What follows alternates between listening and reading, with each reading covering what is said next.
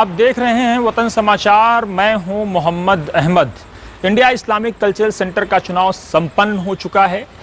Doctor Majid Ahmad तालीकोटी को उम्मीदों के हिसाब से बेहद कम वोट मिले हैं।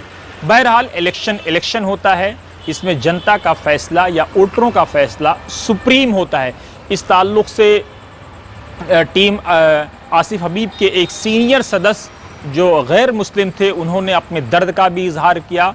उनको ये लगा कि शायद इस पूरे चुनाव में उनको एक बड़ा वोट मिलेगा और वो जीत करके आएंगे और नई बॉडी में उनकी शमूलियत होगी, लेकिन बहरहाल वो ऐसा नहीं हुआ।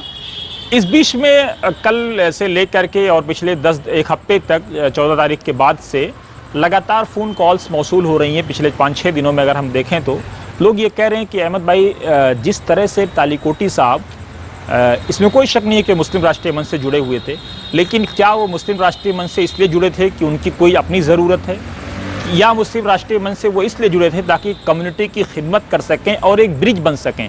उनका ये भी कहना है कि डॉक्टर माजिद अहमद तालीकोटी साहब जिस तरह से बेलौस होकर के गरीबों की खिदमत करते हैं, जिस तरह से बेलौस होकर के वो लगातार ऑपरेशन के ज़रिए से लोगों की मदद करते हैं, ऑपरेशन में उनको रियायत देते हैं, और एक कैंसर का इतना सीनियर या इतना माहिर या इतना मशहूर, हालांकि कुछ लोग कहते हैं कि गुमनाम है, लेकिन उसके बावजूद एक कामयाब डॉक्टर होते हुए जिस तरह से वो लोगों की खिदमत करते हैं, उसके बाद क्या कम्युनिटी को उनको यही सिला देना था ताकि उनका दिल टूट जाए।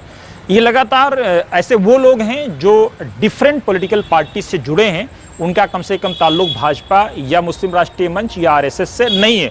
वो अपने दर्द का इजहार कर रहे थे। उनका ये भी कहना था कि अहमद भाई, हम ये चाहते हैं कि कम से कम कम्युनिटी अपने उन तमाम हीरो को पहचाने जो डिफरेंट जगहों पर हैं। जब कम्युनिटी चाहती है कि बीजेपी अगर सरकार में है तो कोई उसकी मदद करे, तो जो ब्रिज बनेगा उस पर कल आप ठप्पा लगा देंगे कि आरएसएस का एजेंट है, जो ब्रिज बनेगा उस पर कल आप ठप्पा लगा देंगे कि ये मुस्लिम राष्ट्रीय मंच का एजेंट है, जो ब्रिज बनेगा उस पर आप ठप्पा लगा देंगे कि ये किसी और दल का एजेंट है। तो वो ब्रिज बनेगा कैसे? उनका कहना था कि हमारे पास पिछले जब योगी जी की सरकार आई थी तो हमारे पास ऑफर थे, कई सारे बड़े ऑफर थे, लेकिन हमने इस डर से इस ऑफर को ठुकरा दिया कि कहीं हमारी बेटियों की शादी तो ऐसा नहीं कि उस पर लाले पड़ जाएंगे और तकलीफ आएगी।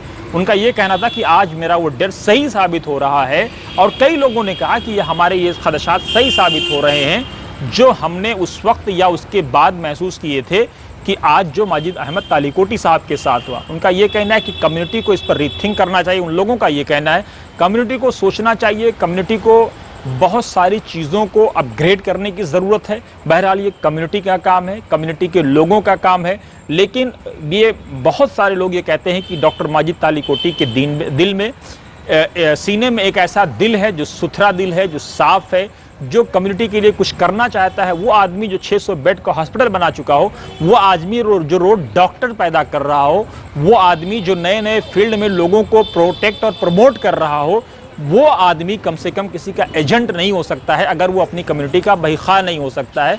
क्योंकि ऐसा आदमी जो सर्विस करता हो या जो सर्विंग हो, उसके बारे में डाउट करने से पहले लोगों को सोचना चाहिए। क्योंकि जिस तालीकोटी जिस अज़ाइम के साथ, जिस हौसले के साथ और जिस हिम्मत के साथ आए थे, अब हम सवाल छोड़े जाते हैं आप लोगों पर, फैसला आप लोगों का करना है।